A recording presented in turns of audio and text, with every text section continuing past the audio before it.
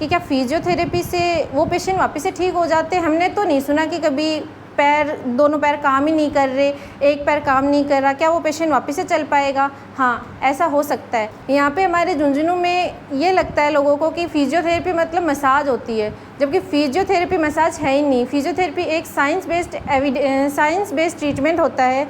इसमें जो भी ट्रीटमेंट किया जाता है वो रिसर्च के अकॉर्डिंग किया जाता है। हेलो एवरीवन, नमस्ते। I am doctor Monika Babal, physiotherapist, BPT gold medallist. मैंने अपना जो कोर्स था वो जयपुर फिजियोथेरेपी कॉलेज से किया था और मैं वहाँ की गोल्ड मेडलिस्ट हूँ। उस टाइम पे हम लोग रॉयल ऑर्थोपेडिक नाम का हॉस्पिटल है, वहाँ से हमने आगे की 3 साल तक मैंने वहाँ से क्लिनिकल पोस्टिंग की है, वहाँ से मैंने क्लिनिकल ट्रेनिंग ली है। और वहाँ का हमारा जो मेन गोल था वो मशीन ना हो के हमारा मैनुअल थेरेपी पे मेन रोल रहा है कि पेशेंट को बिना किसी मशीन के अपन हाथ से मैनुअल थेरेपी के थ्रू भी अपन पेशेंट को ठीक कर सके, उनका जो पेन है वो कम कर सकें। उसके बाद में मैंने जो ये ड्राई नीडलिंग है, टेपिंग है, इनके कोर्सेज मैंने लंदन से किए हैं।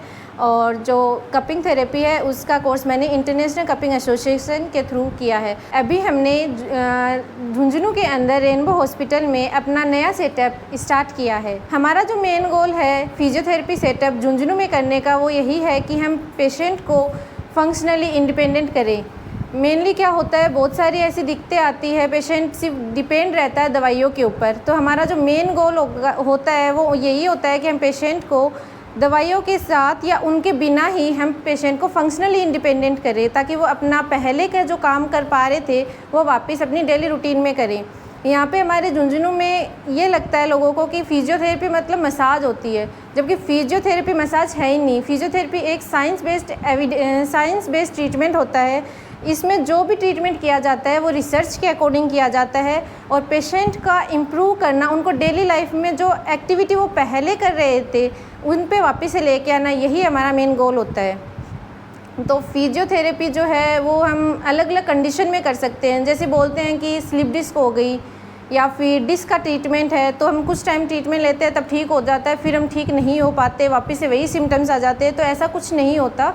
फिजियोथेरेपी में मैनुअल थेरेपी नाम की एक चीज़ होती है। मैनुअल थेरेपी एक एडवांस ट्रीटमेंट होता है जो मेनली हाथ से किया जाता है और उसका काम यही होता है कि डिस्क को वापस से अंदर अपने जो वर्टिब्राज होते हैं उनके अंदर वापस से सेट करना, ताकि वो अपनी नर्व के ऊपर प्रेशर ना बना पाए। जो मैं यहाँ पे अभी आपको मेन कंडीशंस के बारे में बता रही हूँ, जैसे डिस्क हो गई, एक आता हमारा घुटनों के अंदर ग्रीस कम हो जाना। एज का एक फैक्टर होता है कि हमारे धीरे धीरे क्या होती है, एज बढ़ती रहती है तो जो कार्टिलेज के अंदर डिजनरेशन होने लग जाता है, जिसकी वजह से घुटने आपस में घिसने लग जाते हैं, तो हम बोलते हैं ग्रीस कम हो गई है। तो उसका भी क्या होती है, अलग अलग ग्रेड होती हैं। तो ग्रेड 4 के अंदर हम सर्जरी के बारे में सोचते हैं, ग्रेड 3 तक हम फिजियोथेरेपी से वापस से ठीक हो सकते हैं, अपने डेली रूटीन में कर सकते हैं। या तो अपन सर्जरी को अवॉइड भी कर सकते हैं या फिर अपन डिले भी कर सकते हैं।